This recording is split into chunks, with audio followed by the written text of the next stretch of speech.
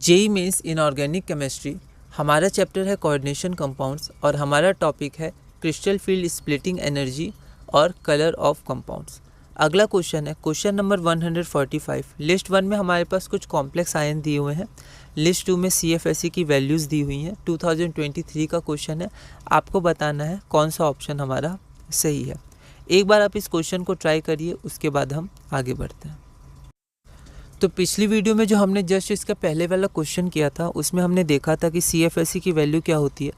तो -0.4 into number of electrons in T2G level है ना, और +0.6 into number of electrons in EG level, क्योंकि दो लेवल होते हैं, T2G लोअर लेवल होता है, EG अपर लेवल होता है। ठीक है, तो EG के कंपैरिजन में लोअर लेवल में कम एनर्जी होती है तो निगेटिव होता है, और EG में ज़्यादा होती है तो उसको हम लोग प्लस लेते हैं। तो यहाँ +0.6 और -0.4। तो यहाँ पर सबसे पहले Ti2+ होगा, तो उसका ये कॉन्फ़िगरेशन होगा। तो T2G लेवल में 2 इलेक्ट्रॉन्स है, तो -0.4 इंटू 2, और EG में एक भी इलेक्ट्रॉन नहीं है तो ये 0 हो जाएगा। तो आपका आंसर हो जाएगा -0.8। तो इसी से हम लोग पहले ऑप्शन एलिमिनेट करते हैं। तो A का आपका 4 हो जाएगा, तो A का 4, तो A और D तो होगा नहीं। फिर आगे बढ़ते हैं। अब देखिए यहाँ पर B में 1 है, B और C में से कोई होगा ना, तो B में 1 है, सेम है C में। अगर हम लोग C चेक कर लेंगे तो आंसर हो जाएगा हमारा।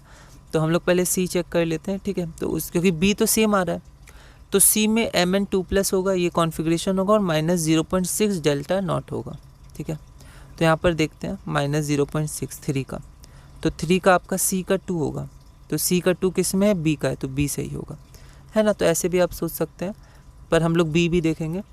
V2+ है, तो ये T2G में 3 इलेक्ट्रॉन्स होंगे, इसको हमने यहाँ पुट किया तो आपका आंसर आ जाएगा -1.2 डेल्टा नॉट।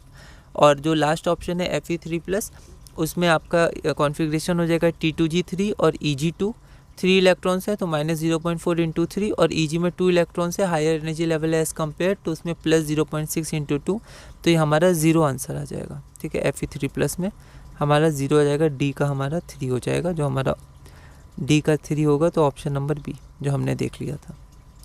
अगला क्वेश्चन है क्वेश्चन नंबर 146।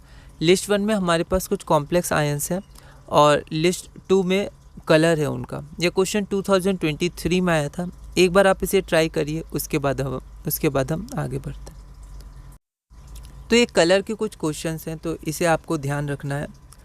तो इसमें जो MnNH4PO4 होता है वाइट कलर का होता है, K3CONO26 आपका होता है येलो कलर का, MnOOH2 ब्राउन कलर का होता है, और Fe4FeCN6 आपका ब्लू कलर का होता है ना। तो इसे आप ध्यान रख लीजिएगा। तो इसके अनुसार हम लोग देख सकते हैं कौन सा ऑप्शन होगा। जैसे D का 4 होगा, ठीक है, तो यहाँ देख लेते हैं D का 4 किस में है, तो A में ही है, तो A ही हमारा सही आंसर हो जाएगा, बाकी सब एलिमिनेट हो जाएगा। ठीक है, तो ये कलर के क्वेश्चन है, इसको आप ध्यान रख लीजिएगा, है ना, इसके नोट्स आप बना लीजिएगा। अगला क्वेश्चन है क्वेश्चन नंबर 147। हमारे पास A, B, C और D, ये आपका C नंबर है और ये आपका D नंबर है। 4 कॉम्प्लेक्स आपको दिए हुए हैं। The correct order of ABCD in terms of wave number of light absorb.